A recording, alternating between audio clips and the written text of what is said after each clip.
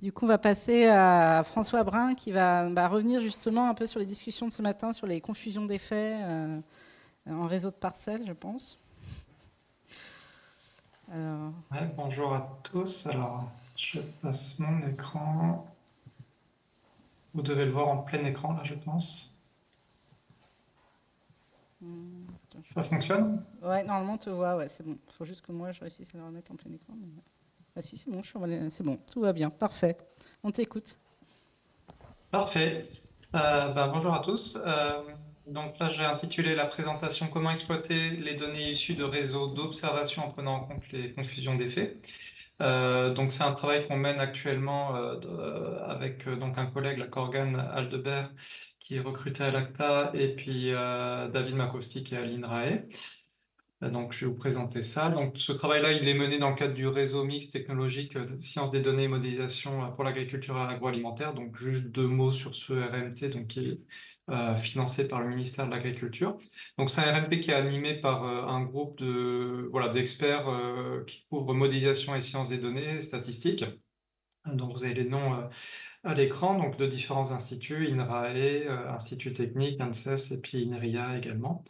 Et puis on a un partenariat assez large, sachant que c'est un réseau assez ouvert. Donc si vous voulez participer, il suffit d'aller sur le site internet et on a une mailing list. Et en général, c'est voilà, c'est très ouvert pour y participer.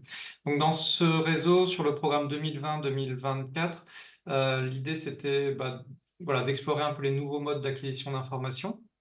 Voilà, tout ce qui est capteurs, images, etc. Les méthodes pour la science des données et la modélisation, donc ça c'est le cœur de notre réseau, c'est vraiment un réseau méthodologique. Et puis le troisième volet qui est plus voilà, un côté un peu participatif, et puis il y a le lien avec les lycées agricoles aussi dans ce cadre-là. Donc notre réseau fonctionne beaucoup à aller approfondir des sujets pour aller ensuite capitaliser sous forme d'ouvrages ou de formation.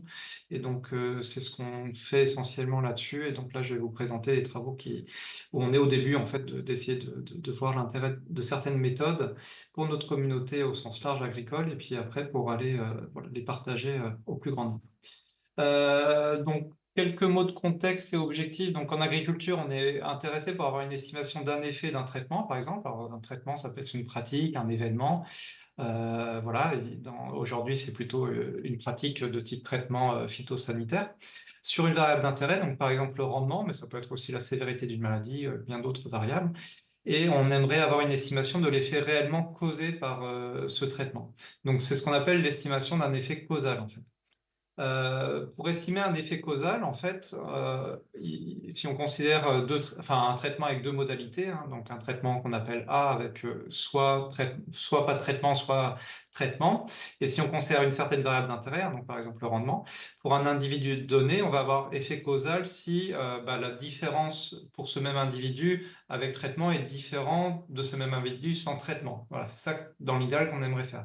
Mais en général, c'est impossible d'appliquer le même traitement à un même individu parce que c'est voilà, si on le traite, il va plus être pareil que l'autre ou il va mourir ou pas, voilà. Donc c'est impossible, ça c'est vraiment une vue de l'esprit. Donc c'est pas possible comme ça. Et donc ce qu'on va essayer de faire, c'est d'avoir une estimation d'un effet causal moyen sur une population donnée. Et donc on va plutôt s'intéresser à la moyenne d'un ensemble, d'un échantillon d'individus traités par rapport à la moyenne d'un ensemble d'individus pas traités. Alors, il y a forcément des risques de confusion d'effets et donc un risque d'avoir une estimation biaisée de l'effet du traitement, parce que comme c'est pas possible d'avoir le même individu, c'est pas le même individu, donc ils vont avoir d'autres différences ces individus en fait. Alors ces différences, on peut essayer de les maîtriser le plus possible, mais ils sont toujours différents de toute façon.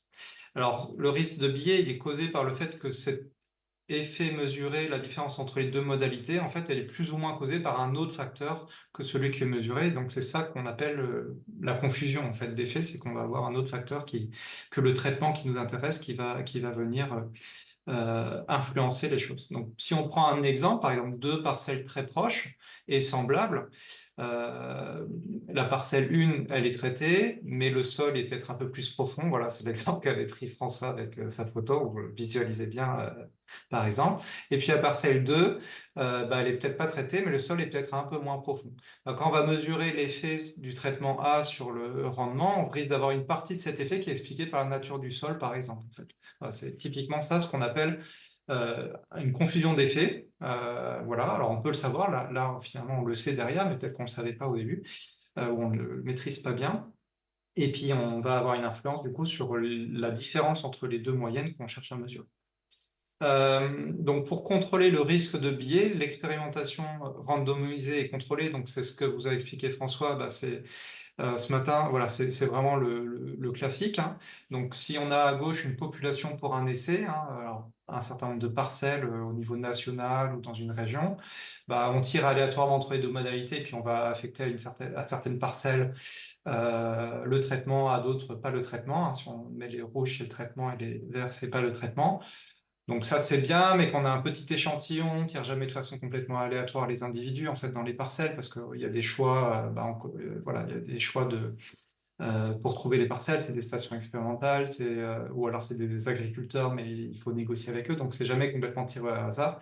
Et donc pour se prémunir de ça, il y a des choses un peu plus intéressantes à faire, qui sont les plans d'expérience que vous a montré François. Donc on va commencer au même endroit, découper les parcelles en blocs, etc., etc. Et donc donc ça, c'est très documenté pour faire ça, et ça permet d'avoir du coup des résultats où on contrôle, c'est-à-dire qu'à chaque endroit, on a à la fois les deux modalités, ou plus de modalités que deux, mais voilà, dans le cas, on a juste deux modalités. On a les deux modalités qui nous permettent d'avoir, entre guillemets, toutes choses par ailleurs égales, ou en tout cas d'essayer de contrôler au maximum cela. Voilà, donc je reviens pas là-dessus. Donc ça, c'est l'expérimentation. Nous, on se place pas dans ce cadre-là, on va plutôt se placer dans le réseau d'observation. Et qu'est-ce qu'on peut faire dans le cadre d'un réseau d'observation? Donc un réseau d'observation, une définition qu'on peut proposer, c'est par exemple des parcelles agriculteurs qui sont prises dans la population générale, hein, de l'ensemble des parcelles de la zone d'intérêt. Certaines parcelles sont traitées, d'autres pas, parce que certains agriculteurs ont traité avec le produit, d'autres pas, hein, voilà.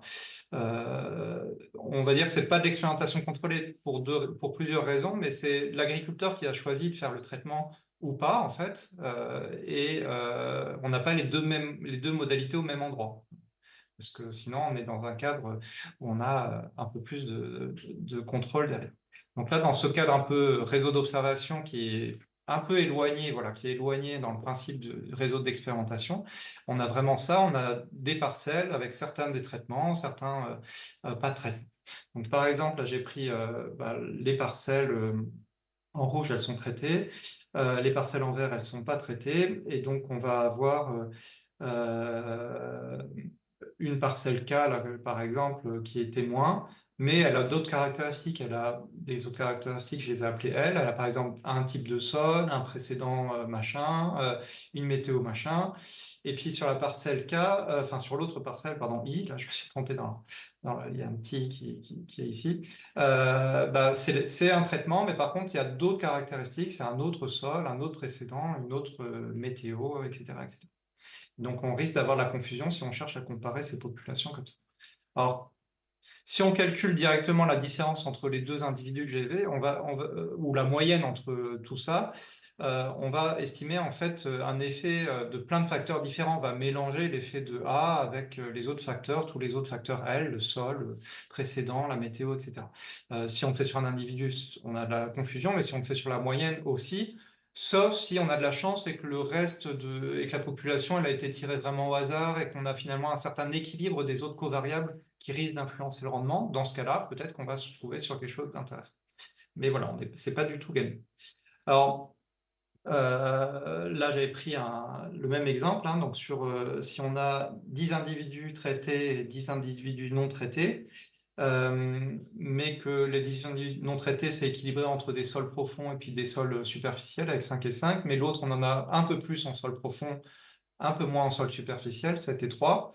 On va avoir, si on imagine que le traitement a un effet positif sur le rendement, on va avoir la différence entre les deux qui va avoir un effet qui va être positif, mais dans cet effet, il risque d'y avoir une partie de l'effet positif du traitement, hein, mais aussi de l'effet positif du sol, en fait. On va entraîner cet effet, sans forcément bien le maîtriser. Alors, comment on peut faire pour régler ce problème?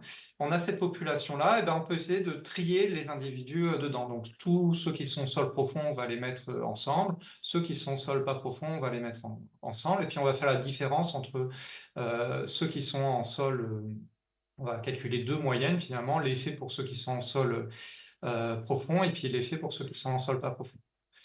Donc ça, c'est intuitif, il n'y a pas de souci, on le fait hein, déjà dedans, mais ça rejoint ce que disait Elsa ce matin, on commence à séparer les facteurs, et donc à un moment, on a des tout petits échantillons, des tout petits effectifs, et on a des déséquilibres aussi.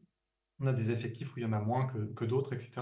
Et donc, comment on va faire quand il y a plus de variables que deux, météo, sol, fertilisation, etc. Ça, c'est une question ouverte. Quand on a des variables qualitatives et quantitatives aussi, voilà, c'est pas évident du tout. Alors, dans d'autres domaines, ce qu'ils utilisent sur ce genre d'études observationnelles, hein, les réseaux d'observation sont ce qu'on appelle des études observationnelles aussi, une des solutions du problème, c'est d'utiliser ce qu'on appelle la pondération inverse. Donc, je vais essayer de vous l'illustrer. C'est un exemple qui est dans le médical, d'où il y a des petits bonhommes, ça vous chante, mais vous pouvez, si ça vous gêne, vous pouvez mettre des parcelles à la place. Donc, dans l'échantillon initial, là, on a 8 individus, c'est un petit échantillon, c'est vraiment un cas pédagogique, avec 8 individus, et puis la moitié, 4, vont être traités avec un traitement contre une maladie, et puis, et 4 autres vont être non traités. Donc là, les non traités et les traités ici. Mais en fait, dans cet échantillon, il y a un autre effet qui s'appelle le diabète, par exemple. Et ce diabète-là, là, les rouges, en fait, dans les non traités, ils sont un peu plus nombreux que dans les traités. Dans les non traités, ils sont 3, et puis dans les traités, ils sont 1, ici. Et donc, ça va poser des soucis si le diabète risque d'influencer un problème dedans. Et donc, en rouge, le facteur de confusion qui est diabétique, là, donc en rouge, si on veut calculer la probabilité d'être traité sachant qu'on est diabétique, on va regarder tous les rouges et puis traiter, donc c'est à droite, là, on en a un rouge ici, on divise par l'ensemble des rouges et ça fait un quart. Si on veut avoir le traitement sachant qu'on est non diabétique, on va regarder tous les en gris, donc là on en a 3 ici en gris traités et puis 4 au total, donc ça fait 4 tiers. Et en fait, si on pondère par l'inverse de ce ratio-là, par 4 ou par 3 quarts ici, et en fait, on va pouvoir reconstruire une population pondérée. Donc, les individus ici, à chaque fois, on va les pondérer. Donc, celui-là, à gauche, on va le pondérer et on va avoir on va utiliser 1,3 fois cet individu, celui-là aussi, et puis celui-là, on va l'utiliser 4 fois. Et ce qui va nous permettre, en fait, d'équilibrer dans cet échantillon repondéré. Si on recalcule, on a bien 3 quarts de diabétiques chez les non-traités. Et là, je me suis trompé, je pense. On a quelque chose d'équilibré avec moitié des diabétiques chez les non-traités et moitié des diabétiques chez les traités. C'est pas 3 quarts et un quart, c'est moitié-moitié. Donc ici, c'est un cas simple avec une variable voilà, simple et binaire, mais c'est ça l'idée de la pondération. Donc c'est quelque chose qui est utilisé. Alors une approche un peu plus intuitive, c'est quand on va aller sur plusieurs variables, c'est d'essayer de rapprocher les parcelles avec ce qui se ressemble. Donc si on a plusieurs variables de confusion, on va essayer de créer des distances entre les individus afin d'appareiller les individus les plus proches. On va créer une distance qui est basée à la fois sur la météo, sur le sol, sur le précédent, par exemple, si je reprends ces exemples de confusion. Mais la grosse limite de faire une distance, c'est pas évident de construire une distance multivariée. C'est un problème qui est pas évident. Quand on va avoir des variables quantitatives, des variables qualitatives, c'est pas évident. Donc, certaines personnes ont proposé en fait de prendre un autre passage et d'aller modéliser en fait l'attribution du traitement. Donc modéliser le fait qu'on va traiter ou pas traiter en fonction des autres variables de confusion. Donc ça s'exprime comme ça. Si on va regarder la probabilité que l'individu il est traité par rapport aux autres variables, et donc ça c'est un modèle qu'on construit en fonction des autres variables. Donc le L c'est le sol, le précédent et la météo par exemple, et A c'est le traitement phytosanitaire. Donc ça, c'est ce qu'on appelle un score de propension ou propensity score, et donc c'est quelque chose qui est assez utilisé dans d'autres domaines. Le score de propension, c'est une probabilité, donc on peut le modéliser ensuite avec des régressions logistiques, donc ça c'est le domaine statistique. C'est assez facile à faire, il y a plus une question de choix des variables qu'on met dedans, de choix de modèle pour trouver le modèle qui est pertinent, avec le lien avec bien sûr l'expertise, avec les gens qui vont dire oui, il y a ça qui intervient aussi dans ces variables-là, etc., etc. Alors, ce qui est à la mode sur ces domaines-là, c'est maintenant de remplacer ce modèle logistique par des approches d'apprentissage automatique, donc machine learning, en utilisant des forêts aléatoires, par exemple des gradients de boosting, etc. Et après, l'idée, c'est que si deux individus ont des estimations de ce score de propension proche, des probabilités qui sont proches, en fait, c'est qu'ils risquent de se ressembler. C'est comme si on avait calculé un peu une distance. Et donc après, on va essayer d'associer ces individus, ce qu'on appelle le matching, et à chaque individu traité, on va associer un ou plusieurs témoins dans les autres témoins. Alors ça se présente comme ça. Si on a cette population là vert et rouge comme on avait avant, on va calculer cette probabilité d'être traité en fonction des autres variables, et donc plus la probabilité est grande, là plus j'ai mis un rond grand, donc ça c'est ce qu'on appelle le score de propension, la taille du rond. Et on va après les aligner, on va les trier par score de propension. On a les rouges ici, les verts ici. Et après, en fait, pour chaque rouge, on va essayer de prendre un vert qui ressemble beaucoup en score de propension, etc., etc., et associer dedans. Après, il y a des petits ajustements. Et donc, dans ce cas-là, on va créer finalement un nouveau réseau d'essais virtuels. Alors, dans le cas le plus simple, on met juste un en face, et puis on peut perdre des choses. Et après, on peut repiocher dedans aussi, on peut faire avec remise, enfin, il y a plusieurs ajustements dedans. Mais en tout cas, l'idée, c'est ça, c'est de créer un réseau d'essais virtuels finalement, avec de la perte de certains individus, mais aussi des individus qui vont apparaître parfois plusieurs fois. Et après, on va vérifier que les propriétés elles sont équilibrées, c'est-à-dire que les individus sont équilibrés par rapport au sol, enfin la population traités et non traités ont à peu près les mêmes propriétés, par exemple en termes de sol, en termes de précédent, en termes de météo. Et après, on calcule les différences 2 à 2 là, de ces groupes-là pour estimer un effet moyen avec des intervalles de confiance. Donc ça, c'est ce qu'on appelle en fait l'appariement en lissant les scores. Et si je reprends l'exemple de pondération inverse là, sur le traitement et puis le diabète, en fait, une extension aussi, c'est on peut utiliser aussi ces scores pour faire de la pondération inverse. Et donc là, c'est une extension multivariée de l'utilisation de la pondération, mais c'est un peu le même principe. C'est un peu plus compliqué de se représenter ce que ça fait dedans. Mais on va moins pondérer en fait les individus qui ont, enfin pour la population traitement, on va pondérer façon inverse, donc on va avoir moins de poids aux individus qui ont des scores de propension importants et plus à ceux qui ont des scores de propension faibles. Et on va faire l'inverse en fait pour de l'autre côté. Et ce qui vous permet finalement, c'est un peu le même principe, ça permet d'avoir quelque chose qui est équilibré. On va rééquilibrer les populations en phase finale. Voilà, donc ça c'était les approches par score, appariement ou pondération. Une autre approche c'est faire de la standardisation, et puis ça me permet du coup de faire le lien avec ça, montré notre collègue Dimins juste avant. Donc là, dans ce cas-là, on va chercher à modéliser directement l'effet de l'ensemble des variables mesurées, donc le traitement, mais aussi les autres variables de confusion, le sol précédent, sur la variable d'intérêt, par exemple le rendement. Donc on va chercher à construire ce gros modèle y égale g une fonction, de a le traitement, mais aussi de toutes les autres variables derrière.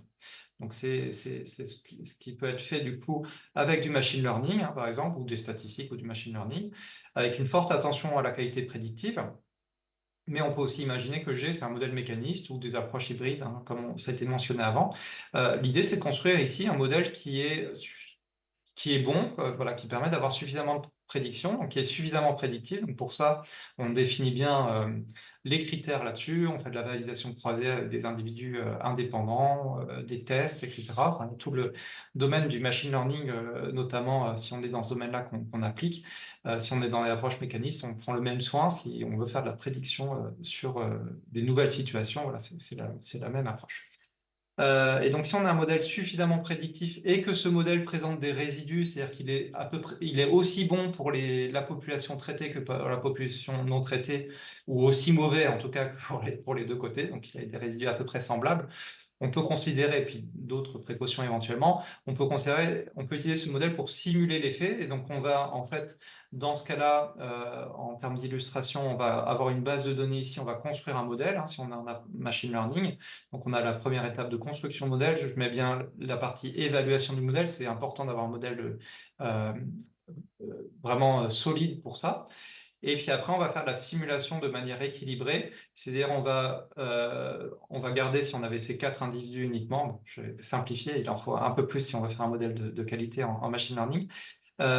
Si on a ces 4 individus, en fait, on va faire une simulation, mais en forçant pour les 4 individus d'avoir toujours le traitement à 0, et pour l'autre modalité, toujours le traitement toujours à 1, et on va avoir une estimation, en fait, pour chaque individu, pour chacun des individus ici avec le traitement égal à 0, et puis en face le traitement égal à 1. Et puis après, on peut faire la différence entre les deux populations qui sont équilibrées. Les différences 2 à 2 et puis la moyenne, ou la différence entre les deux populations, ça va revenir au même ici dans ce cas-là. Et puis on va calculer des indices de confiance en faisant du bootstrap, etc., comme sur les autres choses. Et donc là aussi, c'est un genre de réseau virtuel d'expérimentation contrôlée, mais dont la confiance va dépendre de la qualité de ce modèle ici de rendement, si on s'intéresse au rendement. Ce qui n'est pas gagné sur un certain nombre de cultures.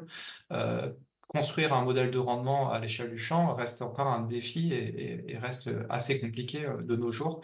Ça dépend des cultures, mais pour le blé, par exemple, c'est quelque chose où c'est vraiment pas évident. On a, après, dans cette communauté-là, ils vont aussi combiner différentes approches. Donc, il y a une approche double robustesse. Et donc là, on combine deux méthodes, la standardisation et la pondération inverse avec les scores de propension. Et donc, c'est un peu une pondération en fonction de la qualité des deux approches. C'est comme ça qu'on peut le résumer. Et donc, dans l'état de l'art, c'est souvent cette méthode qui est plutôt recommandée en ce moment. Voilà. Mais ça fait encore débat. Pour conclure, alors ces méthodes, elles sont très documentées, très utilisées dans d'autres domaines, en pharmacologie, essais de médicaments, épidémiologie humaine, etc. En sociologie et en économie également aussi. Il y a beaucoup de papiers théoriques, beaucoup de papiers appliqués. Ça fait partie de leur boîte à outils standard, on va dire, dans un certain nombre de choses, même si ça fait débat, et c'est encore mais il y a quand même un historique là, de pas mal d'années maintenant. Mais ça évolue encore, c'est ça que je voulais dire. Et a priori, c'est pas ou très très peu utilisé en agriculture. On l'a assez peu vu pour l'instant. C'est pour ça qu'on y travaille, parce que on a pourtant des dispositifs de type de réseau d'observation ou d'enquête ou on-farm experiment même éventuellement, qui sont très nombreux, qui se sont développés. Et puis les méthodes classiques d'analyse d'effets factoriels, en fait, elles sont pas adaptées. Voilà, ça répond pas à la question dedans. Et ces méthodes pourraient répondre à une partie de ces questions de réseau d'observation, parce qu'on a quand même des gros risques de confusion d'effets, de biais, avec des risques de communication faussée aussi, hein, si on va un peu vite à comparer des populations qui sont complètement déséquilibrées. Donc l'idée, c'est vraiment d'évaluer l'intérêt et la pertinence des méthodes sur des cas agricoles, et notamment dans le cadre du biocontrôle. Et donc c'est ce qu'on fait dans le cadre du RMT, la science des données, avec les travaux de Corgan, qui assiste aussi là, en visio avec moi.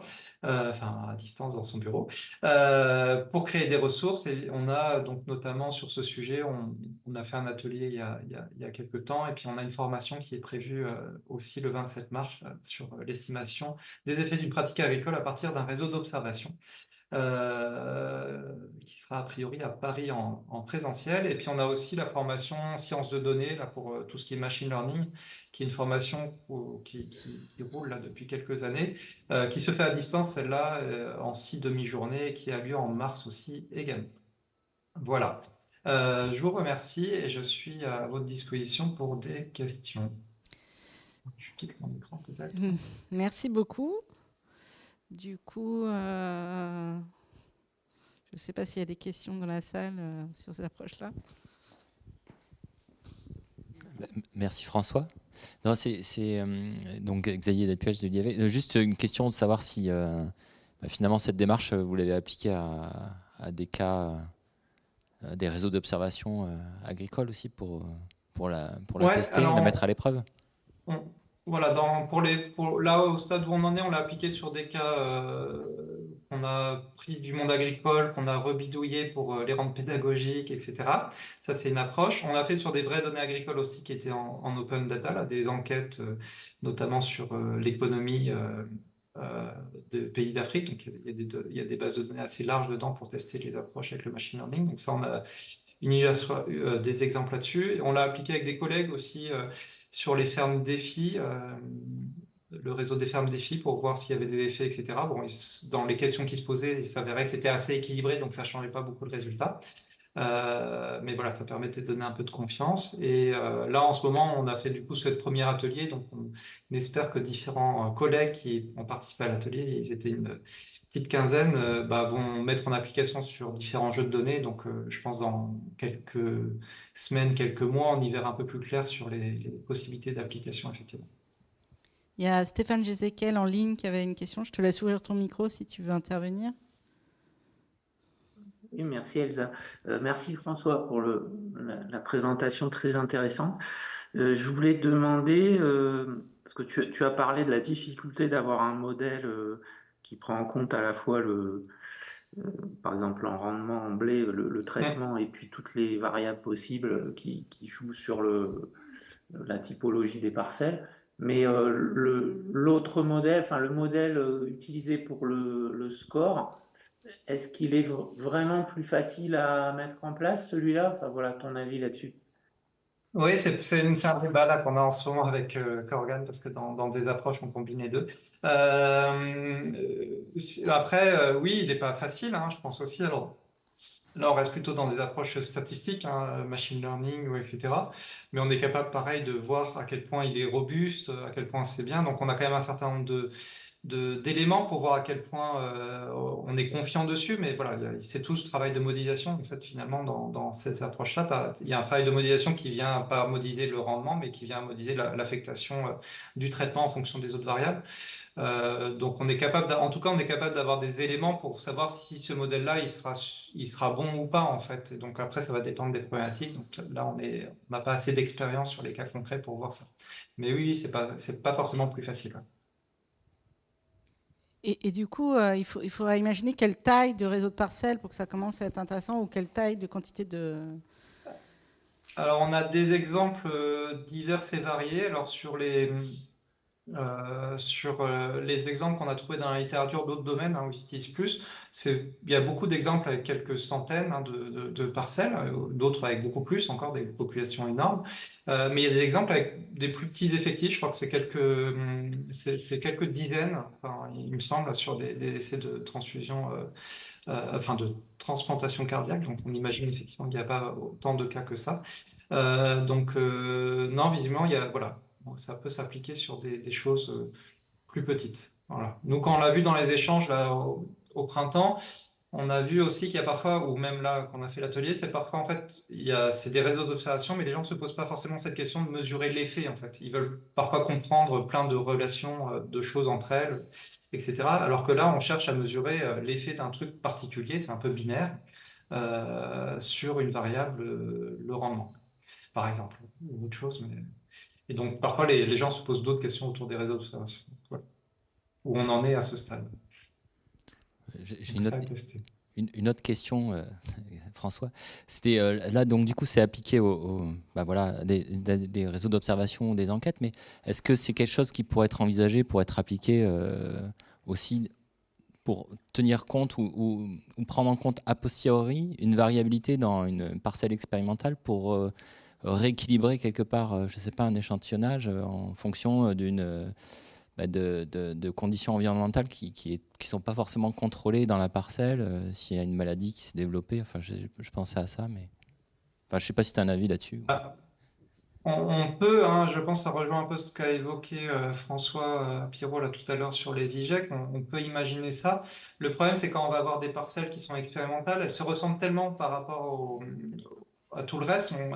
Au final, on va les réassocier en fait, parce qu'elles se ressemblent beaucoup sur toutes les autres covariables en fait. Donc, à voir ça va dépendre un peu de ce qui est, voilà, de ce qui est sous-jacent derrière. Sauf si on choisit exprès une parcelle vraiment affreuse, les parcelles qu'on n'aurait jamais pris avant Oui, pour... peut-être. Peut-être. Non, non, mais peut-être qu'il y a des cas où l'effet particulier du site va faire que. Mais sur un réseau, quand même, en général, c'est bien fait. Les gens qui font de l'expérimentation, ils font ça bien. Les parcelles sont à peu près homogènes. Elles se ressemblent quand même sur le même endroit. Donc, quand on va commencer à construire, bon, sauf s'il y a d'autres variables qui font que. Voilà. Et voilà, je me dis, c'est peut-être pas si évident. Après, on a une question en ligne, je crois. Est-ce que la difficulté à venir en agricole pourrait être l'effort de la caractérisation des variables pour trier des données ou les appareiller? Alors ça, c'est la limite principale, c'est-à-dire dans les réseaux d'observation, on n'a parfois pas beaucoup de covariables, enfin, où ça coûte cher parfois certaines covariables. Alors sur certaines météos, c'est assez facile. Sur le sol, déjà, on voit bien la complexité. Donc voilà, ça dépend un peu des covariables, mais il y a quand même des jeux de données où il y a pas mal de covariables qui sont mesurés, en fait, dans les réseaux d'observation. Et donc voilà, on peut imaginer quand même avoir des choses intéressantes. Voilà. Mais après, c'est sûr que si une covariable influence énormément le rendement et n'est pas du tout mesurée, ben, voilà, on risque de passer à côté de quelque chose. Ça Bien. ne résout pas ce problème. Merci beaucoup.